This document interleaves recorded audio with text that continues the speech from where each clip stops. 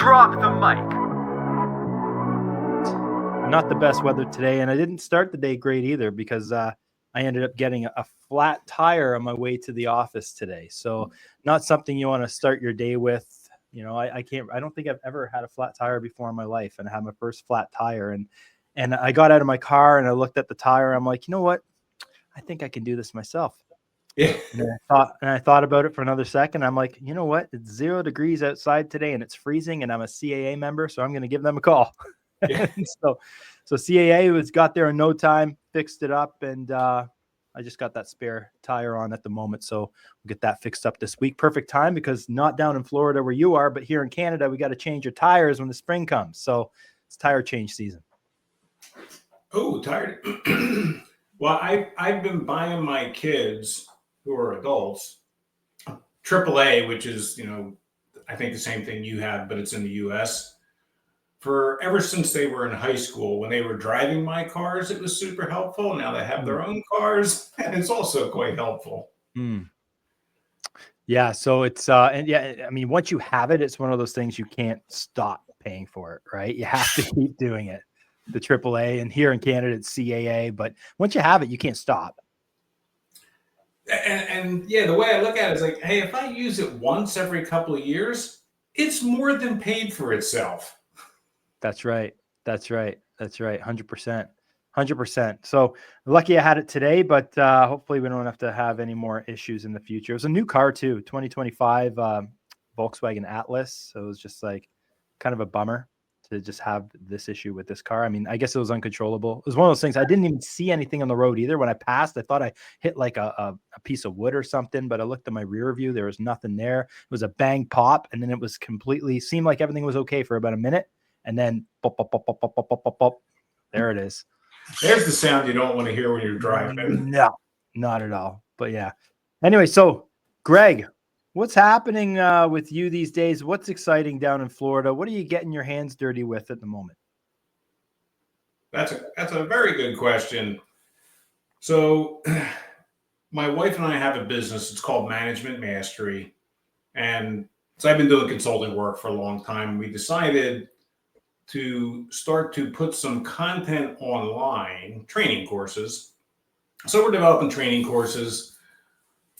I do the content side. My wife does all the interesting stuff to make it look good.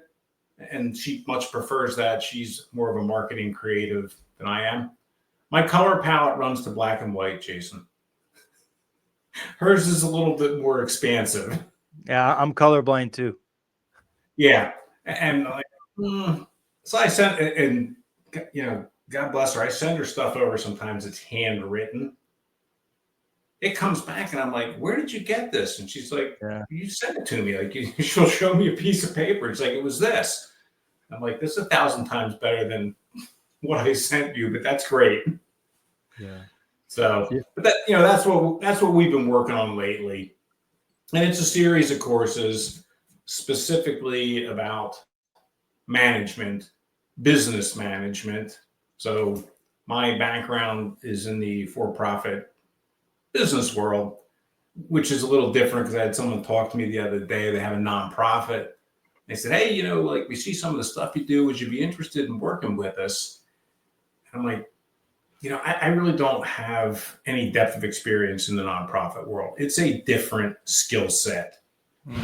And that's one of those things you have to just understand and be right up front with them.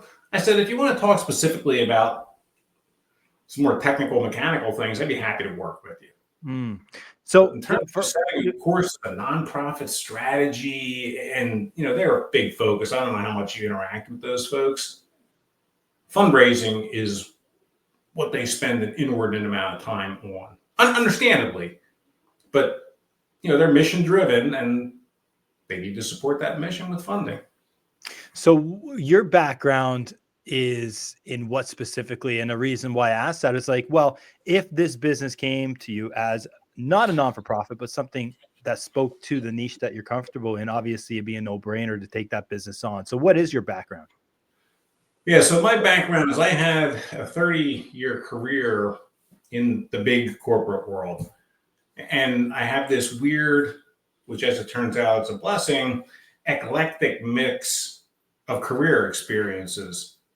So I tell people this story. I'm one of these people that can truthfully say I started in the mailroom of a company. I was 19 years old. And this also ages me a little bit, Jason. This was before email, where we physically delivered mail to people's offices. Okay, here's your mail. Yeah, so like back in the 60s. Well, not quite, but it was a while ago. Yeah. Then I went on and did a whole bunch of different things. I did a stint in logistics. Then I went over into sales. Then I was in the right place at the right time when quantitative analysis became a big thing in the consumer packaged goods industry. And because I was this weird guy that had his own personal computer at home and used spreadsheets and sent them around to people and say, hey, did you look at this? Did you look? They said, you should probably come and run this. I'm like, well, what is this? Like, oh, well, we're doing quantitative analysis for our customers. They're downloading their point of sale data to us, and we would analyze it and send it back to them with a whole bunch of recommendations. Then I went back over into the operations world. I ended up managing plants all over the world. As I was joking with somebody yesterday, I've had strategy in my title 4 different times in different functions, which is kind of weird. And I said, I'm not sure if I'm good at strategy or nobody else wanted to do those jobs. It's kind of a toss up. But so I do have a eclectic background in terms of job experiences and things that I've learned. And somewhere along the way, I got an MBA when I was in my late 40s because I didn't feel like I knew enough about corporate finance. Mm. And I don't know if you have an MBA or not, but an MBA will do that for you. Finance into your head. It's interesting. In your late 40s, you kind of had that epiphany and it's like, I got to learn more about corporate finance and be better and more versatile in this space. It's, you do have to make an honest self-assessment. So I got to the point, executive-wise, where I was sitting in the room with the people running the company, the C-suite people, and I'm like, damn it, I cannot keep up with portions of this discussion. It's so you sit there and you don't say anything. And I'm like, I'm not contributing here. Like, I won't be able to until I learn this. It's like learning a second language. Mm. Language finance is just a second language. Mm-hmm. Once it clicks with you, it's not that hard to apply it. When you decided to get your MBA, were you working for a corporate company at the time, or were you on your own? I was working for a corporate company, and they had a program. It's interesting how things evolve over time. So I did an executive MBA. So I would drive out to Pittsburgh, which was about 3 hours away from where I lived at the time. You'd go to class on Friday night and then all day Saturday. And depending on what the class was, sometimes half a day on Sunday. But you got done the MBA in 2.5 years, I want to say, which is about the same time it would take you to get a full-time MBA. Hmm. And it wasn't the watered-down executive MBA. You got an MBA degree. And there weren't very many programs like that at the time. So I'm like, I'll make the 3-hour drive. I like to drive. I listen to books on tape. So, it's not a problem. So at what point did you decide to leave the corporate world and go out on your own? Yeah, so great question. So I had done really well in the corporate world. I'd gotten up to a pretty high level.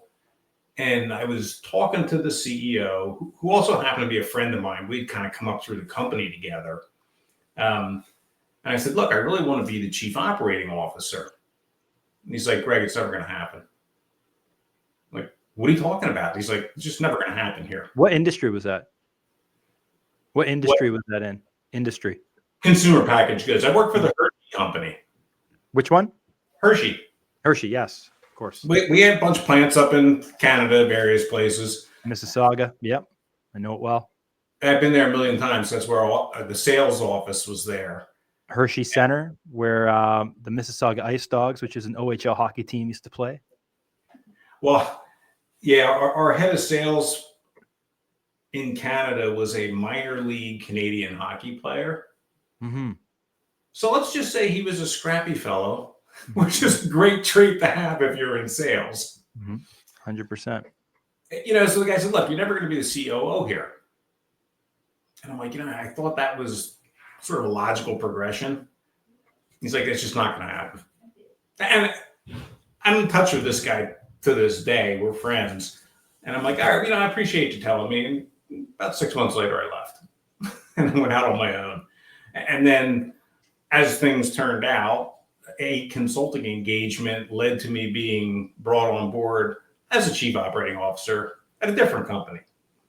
And I'm like, okay, so I have a business card sitting around somewhere that has that title on it. I guess that's kind of neat. I don't know. It's so important to have that sort of trajectory or light at the end of the tunnel for a lot of employees, or at least valued employees that value growth, that want to grow with a company. And if you can see that ceiling and it's not where you aspire to be, that's a big loss for the company to lose somebody like that. You know what I mean?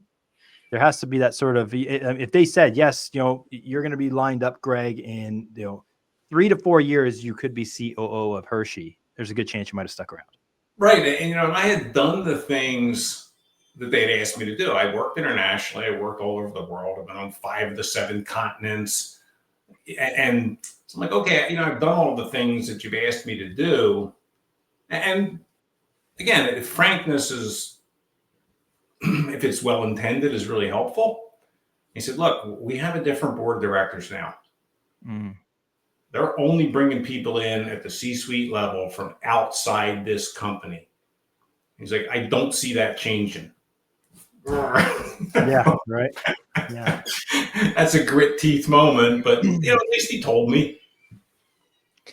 100%, because if he didn't tell you, you'd still be at Hershey with that, I'd have 6 strategy titles by now. Yeah, right. So okay. So I mean, you're fortunately you're able to get an MBA. You're able to obviously get a lot of great experience at Hershey, which help you to propel your own career into doing the consulting, management consulting, right? So talk to me a little bit specifically about that leap when you went into management consulting and that journey to getting your first client.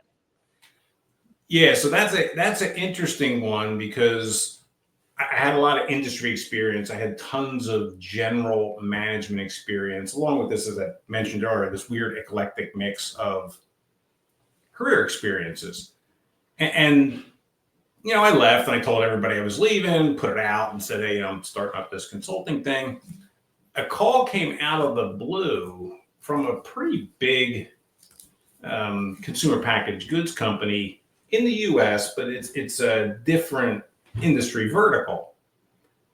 And the guy's like, hey, I was talking to so-and-so and they know you, and they recommended that I talk to you so you can come in and help us. Like, we're really struggling at one of our manufacturing plants, and it's kind of a many-headed monster. Their systems weren't good, and their manufacturing management was pretty undisciplined, which I don't know if you've ever spent any time in the management world. Discipline's really important. Like, you got to be able to break down standard operating procedure and go through it with all the people in the plant while you're standing next to a really loud production line to make sure they understand it. Well, the challenge in the space that I live in with digital marketing is our SOPs change. It feels like every 6 months, because the algorithms and the social media channels and what works with Google changes all the time. So we have to change our SOPs all the time without the loud, noisy environment. Well, and so this is I was just telling somebody this earlier today. I said, look, we were talking about AI. He happens to have been tagged with running the AI project at his company, and he knows I'm interested in it. So we go back and forth. And I said, look, this is an area where you really do need to go outside and get experts that this is what they do. Because, the average person, if you have another job, like you have some other job function, you just can't keep up. And full disclosure, people like me have no interest in keeping up. I know you do this for a living, but like, it's interesting. I understand the utility of it. It's not that interesting to me. And I'm sure there's lots of people that are in that boat, right? That's why our business exists. You're 90% of our clients. Well, and yeah, so like, this is a place where you go out and you find experts that this is what they love to do, and you bring them in. And oh, by the way, you can bring them in, you can move forward so many steps, and then 3 years later, you're going to have to bring them back because what you did 3 years ago, it might still work, but it doesn't. It's like the IT space. I was the biggest consumer of IT services when I worked for a couple of different places.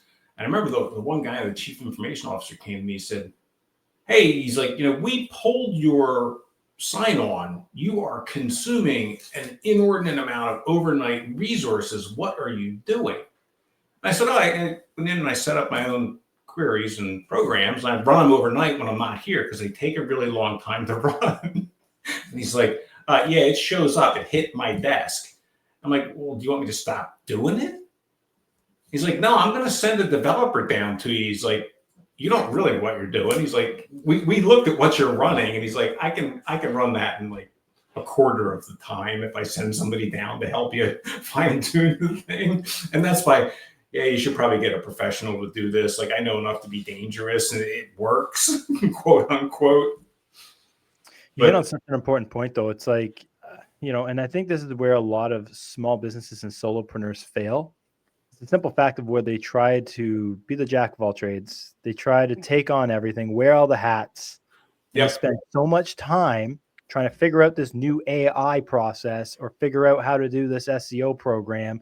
And they just spend so much time doing it that the business itself and the operation does not get the attention that it deserves. They're not focusing on the one thing. And it's so important just to focus on that one thing. Right? Well, exactly. And that's, I coach managers, mid-level executives. And one of the things I tell them is your time is the most valuable thing you have, and you have to allocate it. There's no such thing as a time hack. There's 24 hours a day, 7 days a week. You got 168 hours to work with. There's no such thing as a time hack. You can't make 169 hours. No. So you got to be really thoughtful about how you allocate your time. And this is where you get optimizers, I'll call them. You get an optimizer in to say, hey, I'm doing this. This person can do it in half the time. And, particularly if you're, who is that? Darren Hardy? Fantastic book here. This is, I'm holding The One Thing by Gary Keller. Who's the author, Jason? Gary Keller and Jay Papasan. Gary Keller, Keller Real Estate. Yeah. That, I believe. No, I have that book. Great book. Yeah. But it's exactly what you're talking about, Greg, right? It's like honing in, focusing on the one thing. Well, and again, this is, sort of self-awareness. I'm a data geek. I love working in spreadsheets, which not a lot of people do, but I do. So I remember showing up at a meeting one time, and a guy's like, where did you get all this stuff? I'm like, oh, I did it. So after the meeting, he pulled me aside and he's like, you do understand you're an executive now, and there are people on your staff who should be doing this and just giving it to you. I'm like, okay, right. Because I liked doing it. Well, it wasn't the best use of my time. But sometimes you just need somebody to tell you that. Like, hey, that is not the best use of your time. But it's so hard for a lot of business owners to delegate because they feel like when they delegate, they lose touch with it and and then they micromanage it anyway. You know what I mean? So that's why it's almost like, why am I going to micromanage this? I'll just do it myself because I'll do it quicker.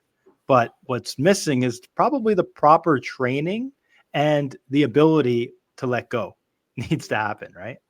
Well, the training part, great. It's the second part that's super hard. The ability to let go. Mm-hmm. Particularly I was talking with a guy who was working for a family-owned business, and he crossed the guy that owned the business. So now he's having all this fallout from me. So he called, I'm talking through it with him. I'm like, Do you understand how hard it was for that guy to build that business? Like, he can't let go of that. So if he tells you, hey, this is what's worked for us, you got to be really skillful to say, well, there's 3 other ways we could do this. Have you considered, have you considered, have you considered? Not, well, that's dumb. Like, I've seen this done better elsewhere. That just does not land. And oh, by the way, the guy made, many, many millions of dollars. So he's kind of good at what he does, in a weird industry. So what is your suggestion in your experience? How do you deal with somebody that has that challenge of having to micromanage and inability to delegate? Yeah, so those are somewhat 2 different things. I have a 1-word answer for micromanagement that almost nobody takes this advice. Don't. But then you have to show people, because when they're micromanaging, it goes back to what I was talking about earlier, that's a time suck for them. And like, it is not the highest and best use of your time. And what I found to be useful is if you can sit them down. I have this thing that I stole from Peter Drucker called Know Thy Time. And you have them chart out over a period of time how they spend their day in 15-minute increments. And then you go back, and they have to be honest when they do it. So there's that part of it. But then you go back after 3 weeks and you say, okay, I ran this through quick analysis, and here's a pie chart of how you spend your time. And if you look at this slice of the pie, it's disproportionate for the return on you get on that time investment. So you need to skinny that one down and expand this other one. This is the one that brings revenue to your company, or depending on what the slices are, would boost your profit margins, would boost cash flow, whatever the thing is. If you do that with them, generally they're like, oh yeah, I can see it now. Like, yeah, you can see it. It's a chart. When you're doing it every day, you don't see it. It's just not obvious to you, because typically people at that level are really intense. And they get lost in the intensity. And sometimes you just have to say, I'm gonna push back. I'm gonna look at this differently. And if you can get them to do that, it's helpful. It doesn't always work. How often do you see the Pareto principle, 80-20 rule in effect when you have a lot of these discussions where people are spending 20% of their time is garnering 80% of the result, and vice versa, where people are spending a lot of their time on these tasks that are only moving the needle 20%? Yeah, so that is a great question, because coming out of the background I'm in, a lot of times you can't get them to move anything from the 80 over to the 20. But if you can get them to focus on it and say, look, when you do these things, this is a simple calculation. It's called return on invested time, which is a little different than your typical capital model of, return on invested capital or so on. But they get the concept. And once you can show it to them and say, okay, just try it for a couple days. And once you get them to try it, you also have the, hey, I like doing this thing that I described. There's things I like to do that I just found I couldn't do anymore. Well, if you own a company and you like doing something, it's a lot harder to get them to change that. I worked for a bakery company for a while. I was doing some consulting with them. The guy that owned the company loved going to the R&D lab and dreaming up new recipes. I'm like, you don't have a recipe problem. You have fabulous products. What you have is a demand fulfillment problem, okay? That's an entirely different thing. So can we just move over and spend a little time with that? And he was at least open to the discussion. You couldn't keep him out of the R&D lab, though. He'd be in there with his big apron on. Especially for entrepreneurs, I think they spend a lot of time doing the things they like doing and not the things that need to be done in a lot of cases. That's a great case in point. But how do you suggest you go in there and create a structure around that, where they're spending less time, or he's spending less time in the R&D lab and more time on the things that matter? Yeah. So the key word is, how do you create a structure around it? So while I detest meetings in general, I do have a structure for meetings that drives outcomes and actions. And so there's a pretty simple path you follow, and you say, this is what a meeting looks like. And at the conclusion of the meeting, this is the thing that we have. I was talking to a guy, I think it was last week. He's like, oh my God, I'm going to an offsite. And he's like, it's the same offsite we had last year. He's like, on day one, we talk about things. And on day two, we come back and talk about all the things we talked about on day one. I'm like, well, when you get to like day 3 or 4, does anybody ever actually do anything? And he's like, not really. I'm like, you're wasting 3 days going to this thing. Just don't go. He's like, I can't. He's like, it's not my meeting. I'm an executive. I have to go. I'm like, oh boy. Meetings about meetings, right?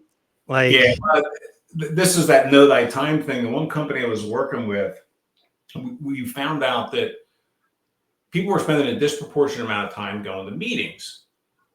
So I went and I like talking to people. I went and talked to everybody. And I'm like, why do you go to all these meetings? Like, hell, you're from the accounting department. Why are you going to this meeting? They said, it's the only way we find out what's going on in the company. I said, but you don't have a meeting problem. I went to the guy that was, I forget what job he was, CEO or COO, one of the two of them. I said, look, you don't have a meeting problem here, because he was concerned because people were spending so much time in meetings. I said, you have a communications problem. And the solution to that problem is staring at you every morning in the mirror. Okay. I said, so go hire a communications person, let them come in and talk to you for 45 minutes a week and start pumping this stuff out. And all of a sudden, people will stop going to meetings to find out what's going on, because you already have told them. Which, to his credit, he did. He went and got a communications person. I don't think he gave him enough time, but that's his decision. But they did start pumping out pretty routine, structured communications. It's hard for the broad-based communication. So they used to play them. They used to play them in the cafeteria. So I used to go sit with the people from the plant, just find out what's going on. And I said, hey, are you guys paying attention to that? One guy's like, nah, if it's really important, someone will come and talk to us in person. So I went back and told the guy this. I'm like, periodically you should go to the lunchroom and talk to these people. They're all there every day. Well, things are changing so fast in the workplace. I mean, obviously everything has been expedited since the pandemic.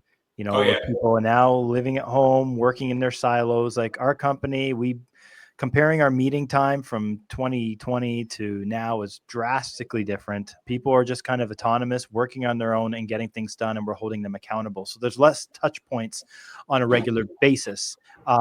Now, what are you seeing on the front lines of consulting these businesses in terms of what's changed with meeting structures? Those weekly meetings, have they now turned into monthly meetings? Is there a specific structure around those meetings as well? Maybe you can give some insight in terms of what's the best way to conduct meetings in 2025? It varies by company. So that's a Weasley answer. So let me put a little bit of color around that. Some companies are very good at these virtual Zoom, Teams, whatever platform they use, meetings. They send an agenda out ahead of time. Everybody knows what the meeting's about.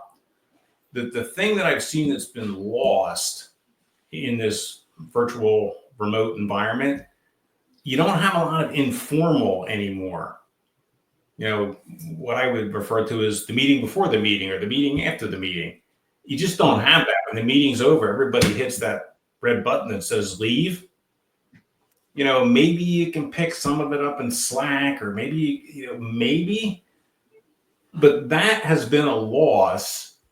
And the other thing that I've seen is companies have gotten very savvy They don't have cameras off meetings anymore. If you're having a meeting, it's cameras on. Mm-hmm. Because, these are busy people that are at these meetings. They're going to multitask, which I find to be horribly ineffective most of the time. They're doing two things not well, or maybe three things not well simultaneously. Another thing that's mentioned in the one thing. Oh, is it? Yeah. Big whole chapter on multitasking is a myth. Yeah. Well, I didn't know I didn't recall that I had stolen that line directly from him, but I just used it the other day in something I was writing. It's a myth. It is a myth. Now, again, people like to do it because they've got these hard charging people. I can do 4 things at one time. Maybe. When I was a kid, I worked at an amusement park, and I used to juggle while I was talking. I was trying to get people to come over and play those carny games. I would juggle while I was calling people over. Well, okay, that's kind of multitasking, but they're both pretty brainless activities. So it didn't require a real high degree of focus. If you're attempting to read a company's financial statements and pull them apart and say, okay, strategically, I understand what they're doing. I understand how they're allocating capital, and that's what tells me what's important to them, blah, blah, blah, blah. Their burn rate's this. You can't do that while you're juggling. It's just not possible. It's so many. Like I teach in my college course. I teach talk to my students about the myth of multitasking, and you might be sitting there writing a blog post or doing an assignment and having Game of Thrones on in the background. You're not actually paying attention to Game of Thrones and writing your blog at the same time. And if you are, the quality of the output is just not going to be there, right? Unless you're focused entirely just on that one thing and blocking out everything else. And that's why I suggest working in 15-minute intervals. Put your head down, work for 15 minutes, take a 5-minute break.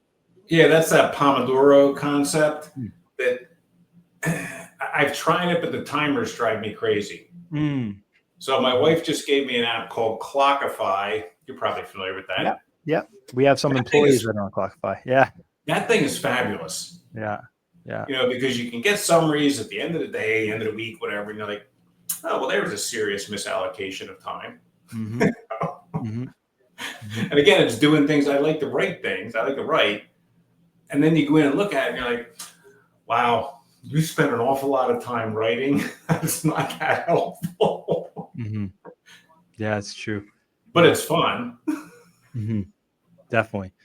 So I mean, meetings in 2025, obviously it's funny. There's so many like different apps out there now. You can actually, I think I saw on the Dragon's Den episode, you can actually have a virtual representation of yourself showing up to virtual meetings now.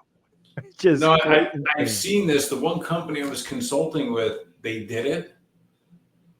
And I said, if somebody's got some avatar up there on the screen, and they have a green screen background, what are they really doing?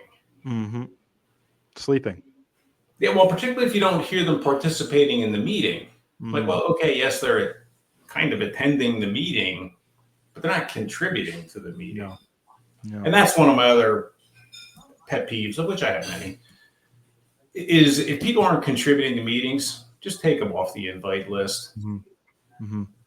That they probably don't need to be there, and why they attend, somebody should go talk to them about and say, hey, you come to this meeting every week, you don't contribute. Like, what benefit are you getting from spending that time doing this?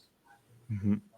And again, you could have the weird situation like the one company I worked with where that's how people found out what was going on in the company, but that's unusual. Sometimes people just like to fill their calendar up with meetings because it shows 100%. How busy they are. Yeah. So, I mean, in the workspace now, maybe you can say, maybe in the case of some of the clients you've consulted, maybe yourself, how are you best leveraging AI? So let me back up a little bit. I like technology things. I had a spreadsheet package that existed. It was the very first one out. It was before Quattro Pro. I forget what the name of it was now. I had that in the 1980s. when people didn't really know what spreadsheets were, and they like the functionality was terrible, but over the years it got better and better and better.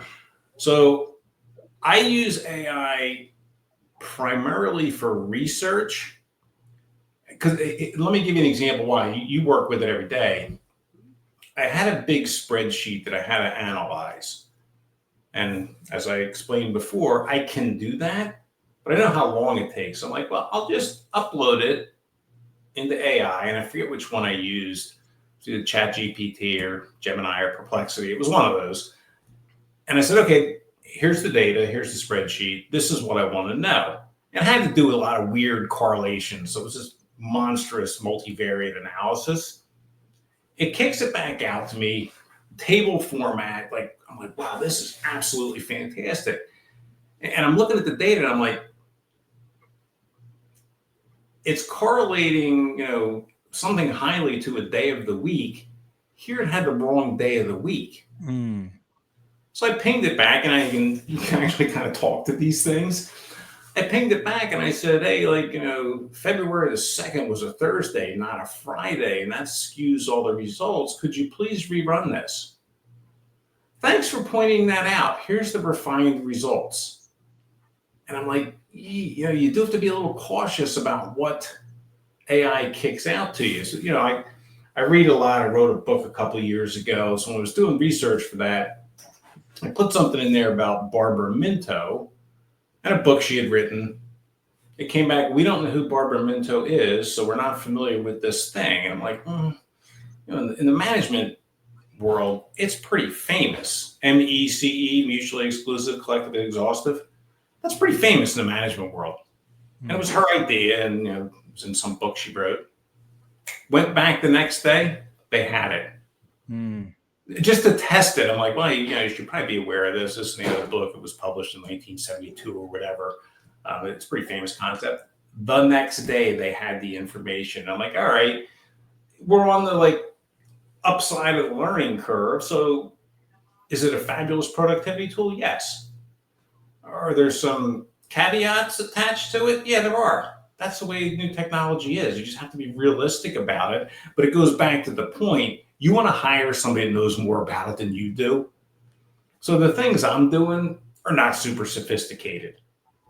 And you want someone that's in it every day that probably would have prompted the AI differently and avoided the problems I ran into. And my wife and I took a online course on how to write AI prompts, which was super helpful. But again, if you look at how a lot of people are using AI, they don't want to make that investment of time. No, and that's one thing, because people have the misconception that AI is only good to increase efficiency, which it is.